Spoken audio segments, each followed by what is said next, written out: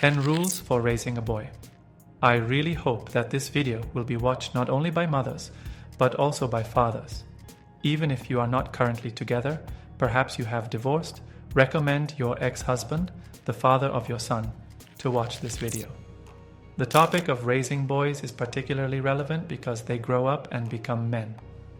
And what kind of men? We all know well enough: abusers, alcoholics, drug addicts, weak-willed, irresponsible mama's boys. The list can go on for quite a long time. This raises the question: are chromosomes intertwined somehow? Is it a genetic factor?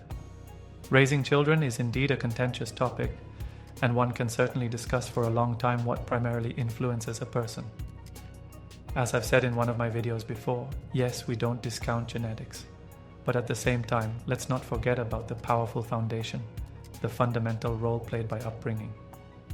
Watch this video until the end, because if any of the points I will be talking about exist in your life, it indicates that you are already fostering your future man to grow up immature or with some predisposition. The first point I want to start with is parents mocking their son. Very often, both mothers and fathers do this when the child fails at something. They start making fun of him. Look, I told you so. What is this? If someone sees this now, they'll laugh at you. They begin to show their boy that the actions he has taken are not worth valuing and have no right to exist. This undoubtedly evokes a completely negative reaction, even if the child made some mistake. It's one thing to smile at something that endears you about the child, and a completely different thing when you ridicule and mock him.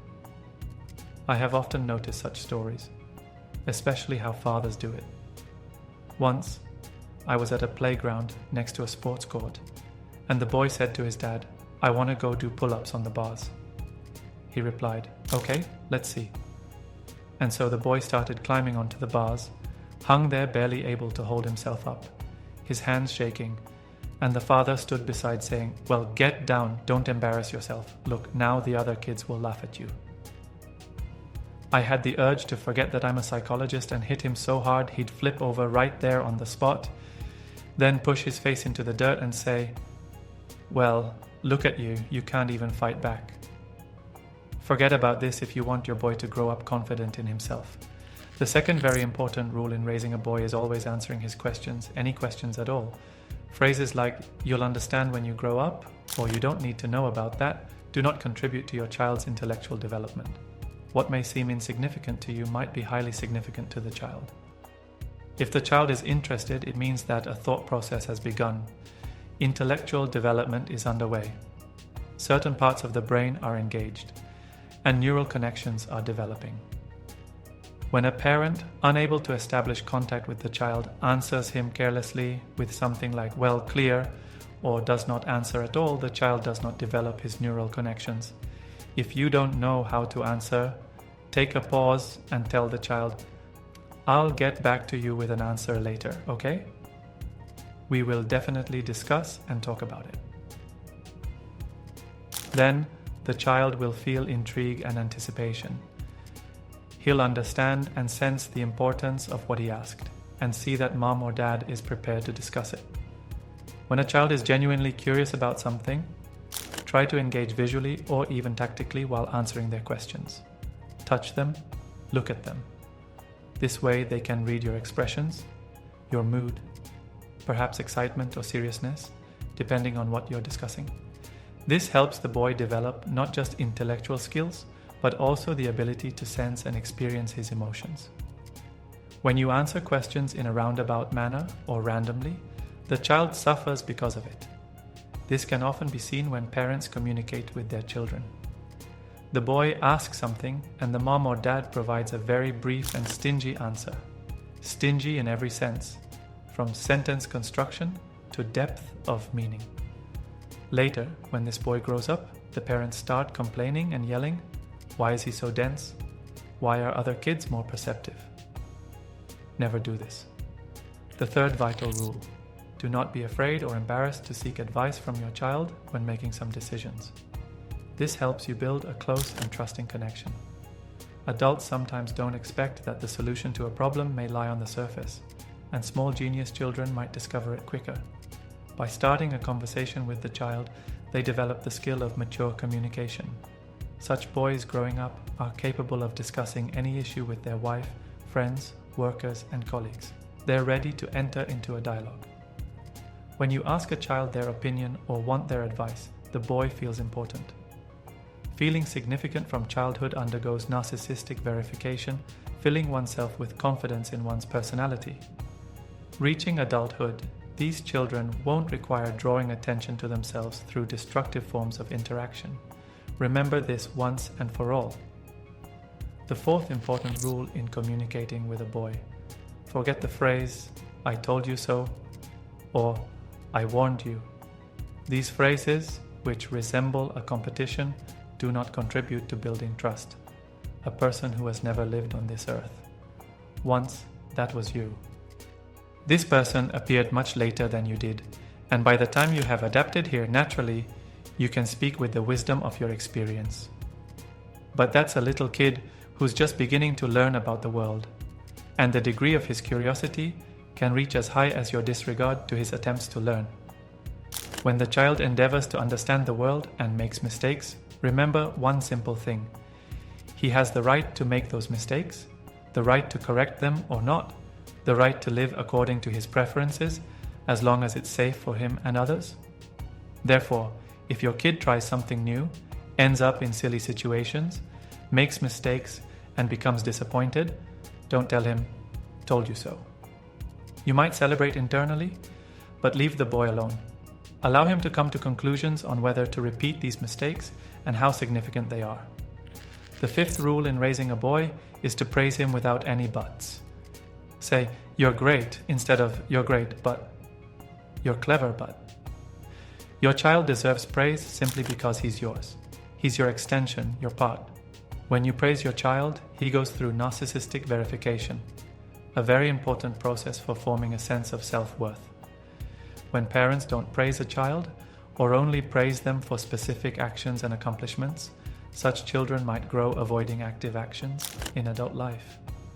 For example, they might avoid taking actions in relationships to avoid hearing criticism or comparisons. Boys who receive plenty of physical affection, care, and praise enter into relationships more easily. They find it easier to establish mature interactions. The sixth very important rule is to support your child's dreams. Today, your child dreams of becoming a plumber, and you go with him to the store to buy a junior plumber kit. 2 weeks later, he says, "I don't want to be a plumber anymore, I want to be a doctor." And then he might want to become an artist or a cosmonaut. Some parents devalue their children's dreams. A boy once said, "Dad, when I grow up, I will be an Olympic champion." And the father replied, "You can't even take the pot to the bathroom." Whatever the child took up, the father mocked and criticized him. Today this man is doing well. He's happy and satisfied with life. However, he had to spend many years in therapy and working with a psychologist to overcome internal obstacles related to self-realization. Nothing brought him joy or satisfaction. Everything was abandoned. Nothing got developed. And to this, beloved daddy contributed. The seventh rule of communicating with a boy: if your boy cries, he needs to be comforted. There is a golden rule: a child should never cry without comfort. Remember this once and for all. When a child is crying, it's a tragedy for him, a reaction of the psyche, brain, and body. Those tears are an entire world for a child. For us, it might appear trivial, but by turning the child's big world into a trivial matter, we foster callousness and cruelty, create a lack of understanding and compassion, and predispose them to abusive behavior. Leaving the child to cry alone, he feels rejected and unneeded. When you see your boy crying, do not leave him alone and don't say, "Go cry, calm down, and then come back." In the future, he might leave you in the same state and you'll cry alone. If your child cries, he needs comfort.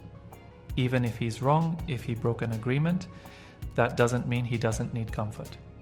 He needs comfort and a conversation, but don't leave him alone in his personal tragedy. The eighth rule of raising a boy: forget forever about criticism and comparison. Never try to compare your son to other children. For instance, saying, "Look, that boy can do 20 push-ups and you can't." Or, Other kids are already riding bikes, but you're still sitting at home. If you want to raise your child to be withdrawn and insecure, continue comparing him. But if you wish for him to be a happy and confident man who enjoys life, avoid such comparisons and criticism.